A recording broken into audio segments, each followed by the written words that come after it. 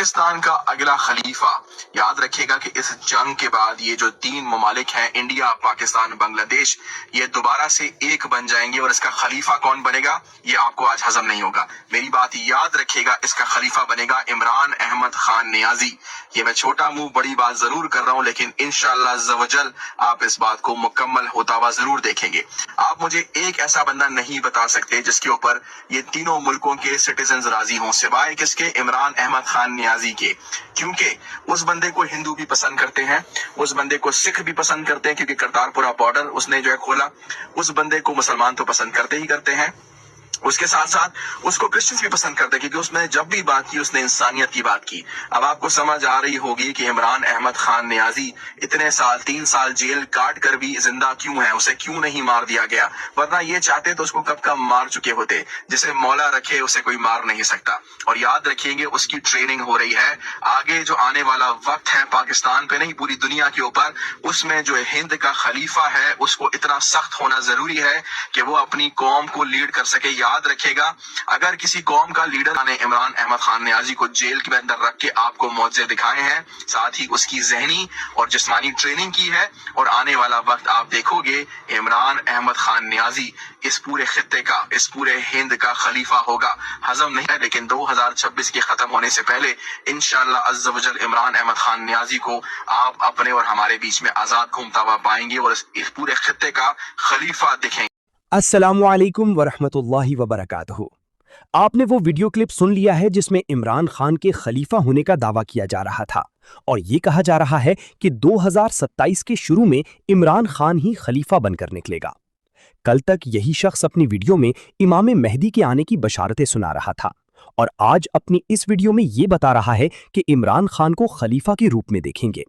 ہر کوئی اس طرح کے دعوے کرنے لگ جاتا ہے کہ خلیفہ بن گیا یا امام مہدی بن کر آ گیا، حالانکہ یہ لوگ فتنے اور فساد برپا کرنے کی کوشش کرتے ہیں اور لوگوں کو گمراہ کرنے کی کوشش کرتے ہیں، اور قرآن مجید کے مطابق جو خلیفہ بنا ہوا ہے اس کو ماننے کی بجائے یہ اپنے خلیفہ بنا رہے ہیں یا اپنے امام پیدا کر رہے ہیں۔ یہ کون سی دنیا میں رہنے والے لوگ ہیں؟ یہ تو پڑھے لکھے جاہل لوگ لگتے ہیں کہ جن کے پاس علم نام کی کوئی چیز نہیں ہے، جنہیں یہ نہیں پتا کہ دین کا معاملہ کتنا سنجیدہ ہوتا ہے اور اس پر کس طرح بات کرنی چاہیے اور اس کو کس طرح لے کر چلنا چاہیے۔ لیکن ان لوگوں نے تو مذاق بنا کے رکھ دیا ہے خلیفہ کا اور امام کا، اور یہ دعویٰ کتنا سچ ثابت ہو سکتا ہے یہ تو آئندہ دنوں میں یا 2027 کے شروع تک ہی پتا چلے گا۔ لیکن اس طرح کسی کا بھی اٹھ کر یہ کہہ دینا کہ یہ خلیفہ بن گیا ہے یا میں خلیفہ ہوں یا مجھے امام مہدی سمجھ لو، یہ سب جھوٹے ہتھ کنڈے ہیں۔ اس طرح کے جھوٹے ہتھ کنڈوں پر باتیں کرنا چھوڑ دیں۔ جو خلیفہ یا امام مہدی دنیا میں آ چکا ہے اس کو ماننے کی بجائے تم لوگ اپنے اپنے دعوے کر رہے ہو، وہ کس بنیاد پر کر رہے ہو؟ اور جو آ چکا ہے امام مہدی، وہ تو قرآن مجید کے حوالہ جات، سورتوں کے حوالوں اور ترجموں کے حساب سے اپنے آپ پر ثابت کر کے دکھا رہا ہے کہ میں ہی وہ امام مہدی ہوں جس کے آنے کا ذکر ہوا ہے اور ہر جگہ ذکر کیا جاتا ہے۔ آج کی ویڈیو میں ہم اس دعوے کا حقیقت پسندانہ جائزہ لیں گے، اور خصوصاً احمدیہ عقیدے کی روشنی میں دیکھیں گے کہ خلافت کا اصل مقام کیا ہے، اور یہ بھی بتائیں گے کہ سوشل میڈیا پر اس طرح کی بے وجہ افواہیں پھیلانا ایمان اور دین کا کتنا بڑا نقصان ہے۔ اس طرح کی باتیں سوشل میڈیا پر وائرل کرنا، بغیر علم کی رائے دینا، یہ ایمان کا نقصان ہے، کیونکہ یہ عام لوگوں کو گمراہ کرتا ہے اور دین کے مقدس تصورات کو کھیل بنا دیتا ہے۔ خلافت کا مقام و مرتبہ کیا ہے؟ سیدنا حضرت اقدس مسیح موعود علیہ الصلاۃ والسلام اور خلفائے احمدیت کی نظر میں سنیں۔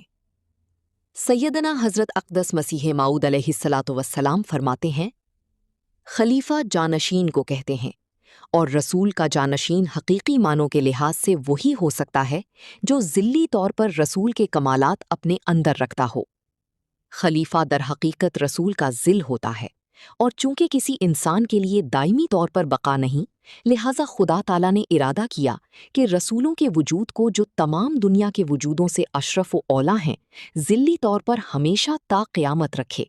سو اسی غرض سے خدا تعالیٰ نے خلافت کو تجویز کیا تا دنیا کبھی اور کسی زمانہ میں برکات رسالت سے محروم نہ رہے۔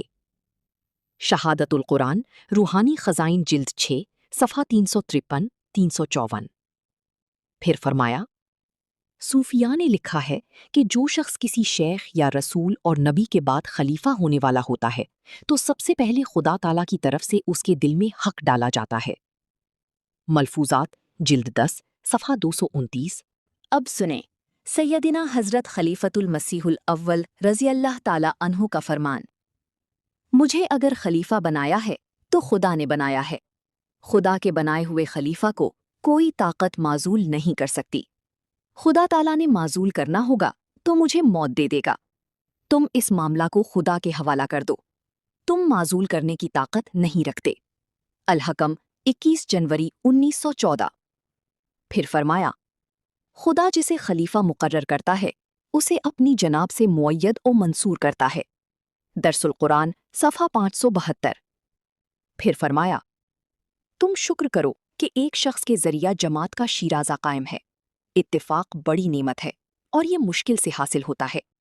یہ خدا کا فضل ہے کہ تم کو ایسا شخص دے دیا جو شیرازہ وحدت قائم رکھے جاتا ہے۔ بدر 24 اگست 19۔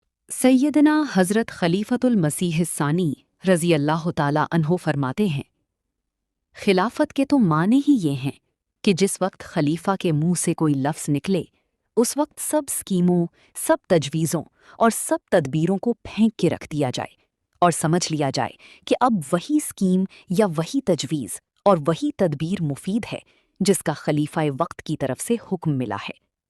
خطبہ جمعہ 24 جنوری 1936، الفضل 31 جنوری 1936۔ پھر فرمایا: جماعت کے معنی ہی یہی ہیں کہ وہ ایک امام کے ماتحت ہو۔ جو لوگ کسی امام کے ماتحت نہیں وہ جماعت نہیں، اور ان پر خدا تعالیٰ کے وہ فضل نازل نہیں ہو سکتے جو ایک جماعت پر ہوتے ہیں۔ کون ہے جو خدا کے کام کو روک سکے؟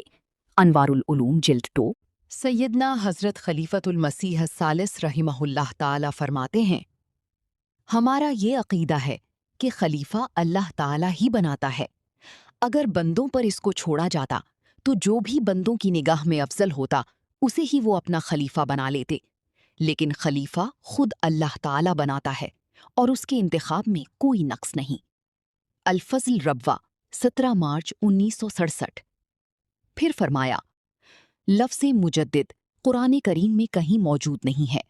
دراصل مجدد والی حدیث کی تفسیر آیت استخلاف میں مضمر ہے جس میں خلافت کے ساتھ تجدید دین کو وابستہ کر دیا گیا ہے۔ الفضل ربوہ 7 نومبر 19۔ سیدنا حضرت خلیفۃ المسیح الرابع رحمہ اللہ تعالیٰ فرماتے ہیں: خلافت کا کوئی بدل ہی نہیں۔ ناممکن ہے کہ خلافت کی کوئی متبادل چیز ایسی ہو جو خلافت کی جگہ لے لے اور دل اس طرح تسکین پالیں۔ خطبہ جمعہ 28 دسمبر 1984۔ پھر فرمایا: سارا عالم اسلام مل کر زور لگا لے اور خلیفہ بنا کر دکھا دے، وہ نہیں بنا سکتے، کیونکہ خلیفہ کا تعلق خدا کی پسند سے ہے۔ الفضل انٹرنیشنل 2 اپریل 1993۔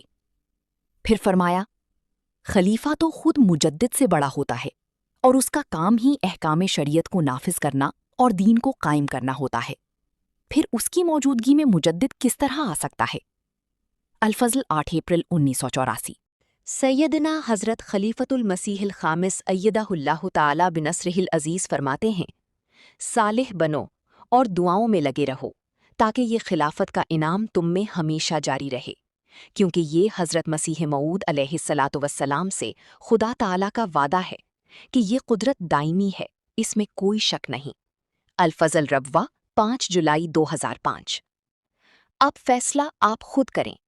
خلافت کا انتخاب انسان نہیں بلکہ خدا کرتا ہے۔ خلیفہ کا کام سیاست یا اقتدار کی جنگ نہیں بلکہ دلوں کی اصلاح اور دین کی حقیقی تعلیمات کو دنیا میں پھیلانا ہوتا ہے۔ کسی سیاسی لیڈر کو محض اس کی مقبولیت کی بنا پر خلیفہ کہنا خلافت کے مقدس تصور کی توہین ہے اور یہ ایمان کے لیے نقصان دہ ہے۔ فرق بالکل واضح ہے، ایک طرف خدائی خلافت ہے اور دوسری طرف وقتی سیاسی نعرے۔ اب سوال یہ ہے کہ کیا ایک سیاسی لیڈر کبھی روحانی خلافت کا متبادل ہو سکتا ہے؟ اگر آپ سچ کو سمجھنا چاہتے ہیں اور حق کو پہچاننا چاہتے ہیں تو اس پر ضرور غور کریں۔ اگر ویڈیو آپ کو پسند آئی ہو تو اسے لائک کریں، شیئر کریں تاکہ یہ پیغام زیادہ سے زیادہ لوگوں تک پہنچ سکے۔ और अगर आप चाहते हैं कि इसी तरह हकीकत पर मबनी मजीद वीडियोस आप तक पहुंचती रहें तो हमारे चैनल को सब्सक्राइब करें और बेल आइकॉन जरूर प्रेस करें। अपनी राय कमेंट्स में जरूर बताएं कि आप इस बारे में क्या सोचते हैं। दुआ है कि अल्लाह ताला हमें हक को समझने और उस पर कायम रहने की तौफीक अता फरमाए और हमें हर किस्म के फितनों से महफूज रखे। अगर आपको हमारी बात पसंद आए तो चैनल को सब्सक्राइब करें और हमारे साथ जुड़े रहें ताकि मजीद ऐसी वीडियोस देख सकें। YouTube channel Islamic guidelines info. गुज़रे हुए 100 साल की तारीख गवाह है, साए की तरह साया फिगन हम पे खुदा है। गुज़रे हुए 100 साल की तारीख गवाह है, साए की तरह साया फिगन हम पे खुदा है।